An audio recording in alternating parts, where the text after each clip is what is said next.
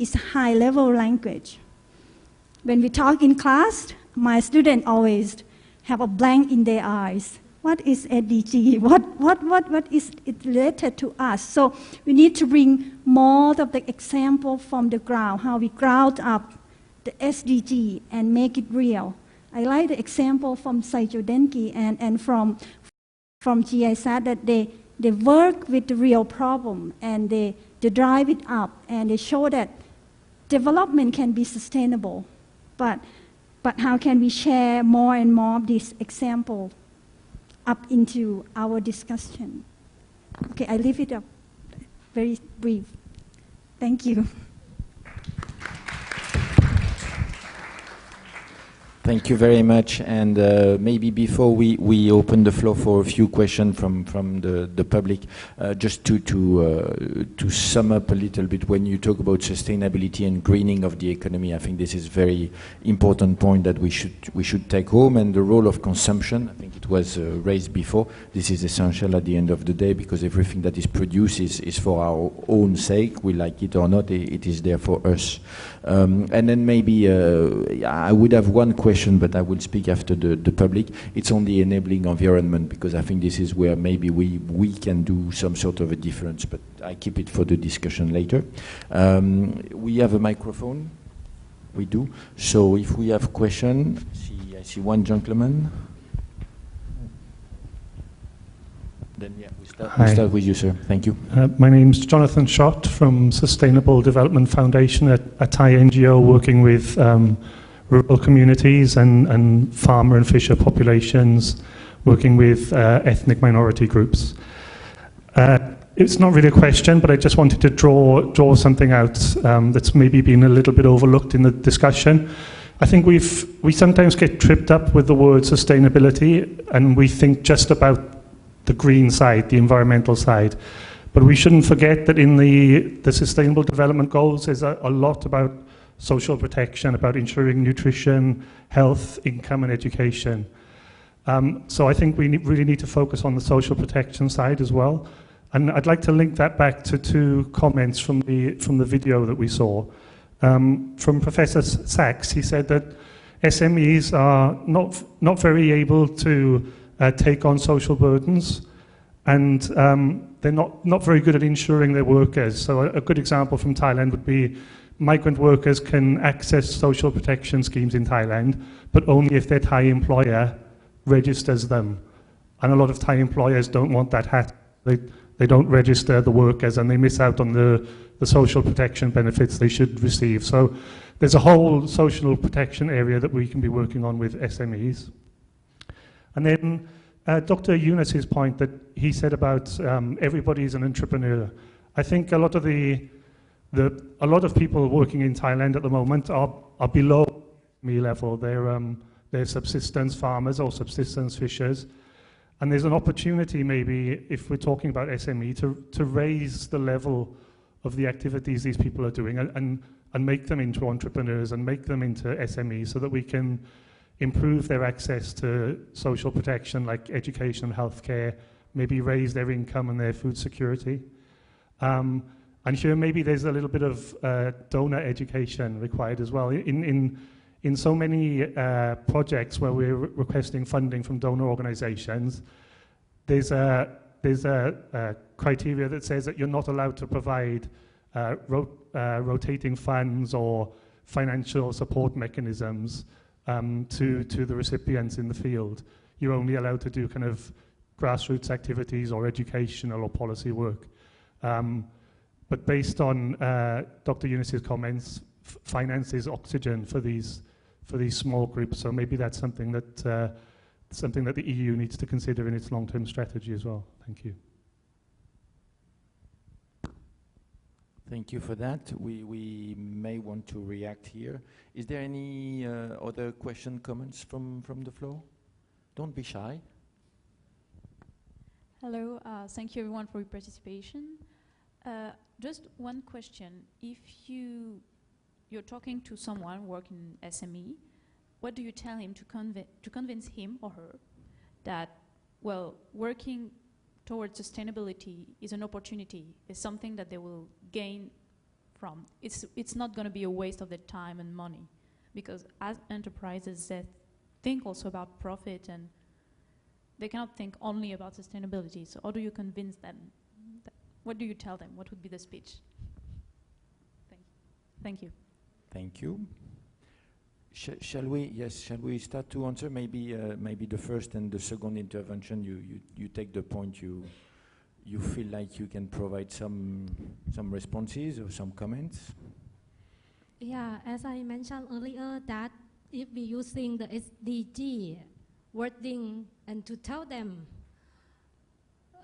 it's difficult, it's hard to understand. Okay, energy saving, you have to save the world. It's difficult to understand, but of course I have to translate my language in very simple way, like, okay, if you save energy, then you can save money automatically. Normally basic like that. You engineer, because you are engineer, you understand this logic well. But in fact that sometimes it's not easy like that, because saving money is something you see the figure in the cash flow, in the Excel sheet. It's not like something that is tangible, is touchable in their hands. It's something, okay, saving energy, saving money, something running in the air, something like that. So we have to visualize, we have to make it tangible for them in that sense that one thing, okay, save energy. Another thing that during my experience working with many sectors like organic farming, automotive sector, paper sector, we have to get the involvement of the buyer to make the market real, like Saijodenkik. If I would say that after listening to Saijodenkik, I may ask for two things. You may have the Thai supplier, right? So better in terms of the procurement, internal procurement, you have to looking for a Thai company, the SME, that of course that they contribute in terms of energy saving, make the green procurement internally, so that could increase the market for the Thai SME. When they say the market opportunity, okay, I have to comply to the green procurement if I want to be the supplier of Saijodenkik. So it creates the market opportunity for them if they apply for the energy saving, environmental issue, blah, blah, blah. Another thing, I think, I like the idea in terms of innovation. So innovation, when you have to change your processes to be more environmental friendly or energy efficiency, is sometimes innovation need R&D, need the money for investment. May I give one example? 2 years ago, when I brought the Thai SME to visit a German company with the supplier of, I think, Mercedes-Benz. They are very good message that normally, even they are the small SME, the small company, normally they allocated 12% of their profit annually for R&D, for innovation. So when I come back to the group and I ask my group of SME, how many SME in my hand that currently have this kind of vision? It needs something like vision that, okay, you allocate your 12% of your profit annually for R&D, because every year you have to create, you have to develop your product. You cannot sell the product like 10 years continuously. You have to create the new one that, what you call, touch the market. You can gain the attention from your buyer or your tier one or your car maker. So I think that I would ask from the, what you call, the tier one company or international company that you work with the Thai SME, Thai supplier. Two things. One is you also should transfer the technology, know-how and knowledge. Not look at the Thai company as your supplier, but also that your partner, your partnership in developing the long-term vision of partnership, transfer the knowledge, support in terms of going up business together in the green way. That I think could be my comment.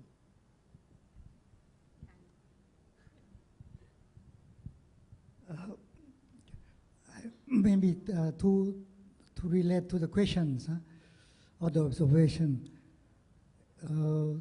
the issue of SDG need to be opened up more, going beyond just the environmental aspect of issues. That is well taken. But we need a lot of efforts to do it together.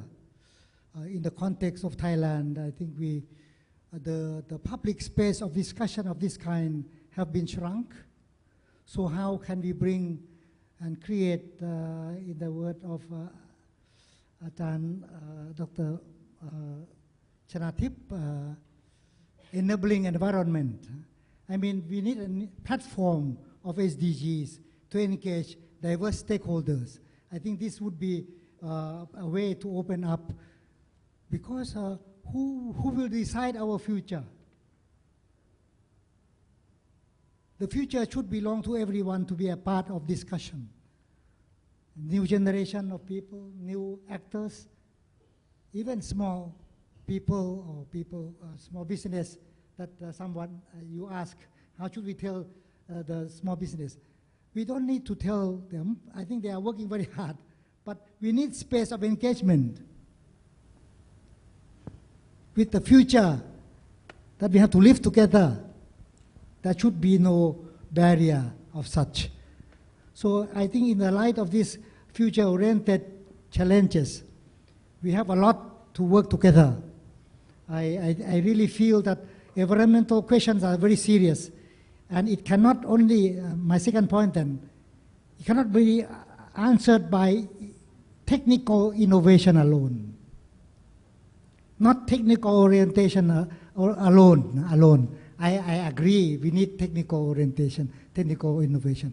But even more is how to create space which is not technical. ICT cannot give freedom of discussion, because ICT can be used by fake news.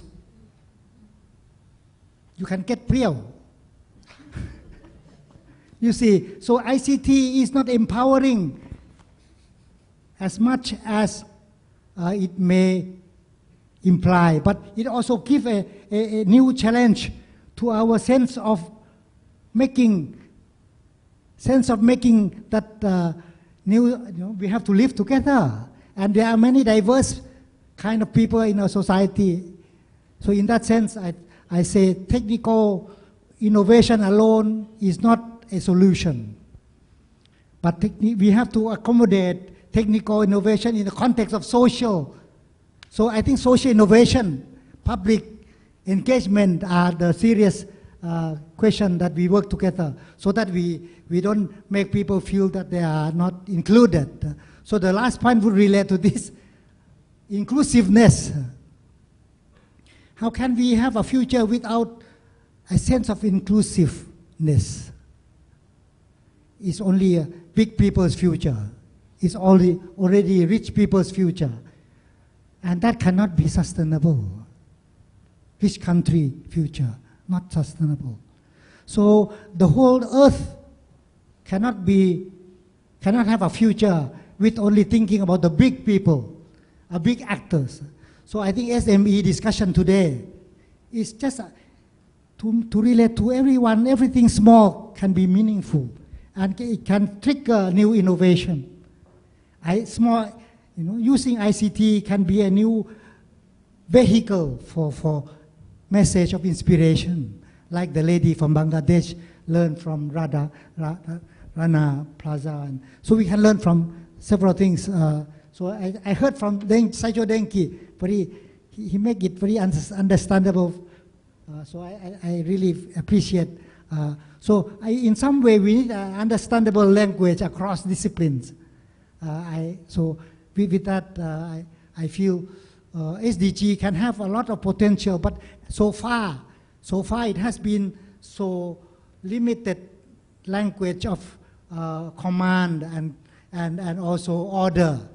But the sense of ownership need to be created, but that cannot be created by order. It needs to be created by enabling environment of engagement and inclusion.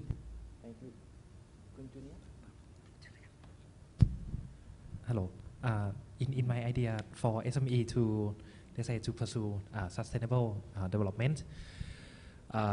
First, I think if SME or private company think that this is the way to grow the business, or this is the way that business will survive, eventually they will do by their own.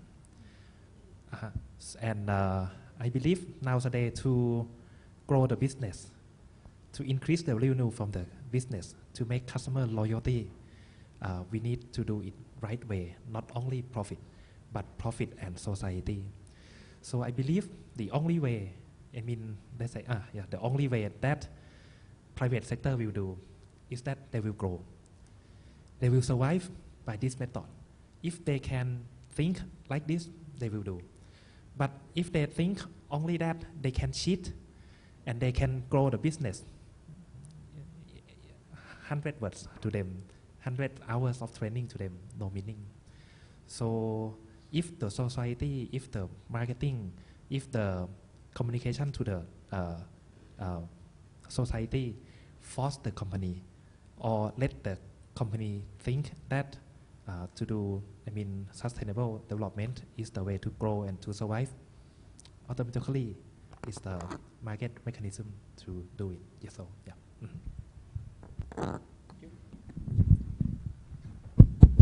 Thank you for the comment about balancing between 3 pillars of sustainable development. I could not agree more. I think we heavily focus on economic growth for such a long time, for many decades, and now we start to balance with environmental protection and social equity and inclusiveness. I think that's have a good development, and we start to have to more and more emphasize the mixture and the balance between the 3 pillars. And I like to put the last, I think when I see the world, sometimes I see it's really, really big. The world is big, I'm really small, I can not do things. But sometimes I think the world is not that big, it's very small. I can travel to different corners of the world within a day. So it's small than we think. So I think the power of changing the world is not that hopeless. I think if we realize how important the individual's efforts and your own creativity can do, but we just need to connect. I think small part of our student learning microbiology, you realize being humans, we have DNA, right? And we have molecules with all of that connection. It will not be humans and will not be this beautiful system. And I think this is what we have to remind ourselves. The world is big, but it's not that big. And it's not too big. Together we can do a lot of things. But the only thing we need, I think we have to create a space for connectivity of our own creativities. We just have to find a space that supply and demand can meet. My last example, I'm very impressed. Last week, I learned that we have, in Thailand, we have one small organization they call Jit Asa Bank. They banked the times of people who volunteer to do volunteer jobs. Now they have, if you believe, million hours of volunteers' time. How can we find a job that spend these valuable labors? We have to create a space or platform where demand and supply can meet. And this is just one example. I think there are more and more platforms, and I consider myself an old generation. So I also want to give a hope to a new generation with full of creativities, and I'll be a good follower. Thank you. Thank you very much. You're not old generation, I am, and so you're just fine. Look, I think it is about time for us to conclude, and it is difficult to draw conclusion on this kind of large subject, but let me take the privilege of giving you a few points I will bring home. I think the first is awareness raising is needed. I think SDG is good. We know here what it is. I don't think everybody knows, and we still have to continue and promote that, because at the end of the day, this is what we're trying to achieve.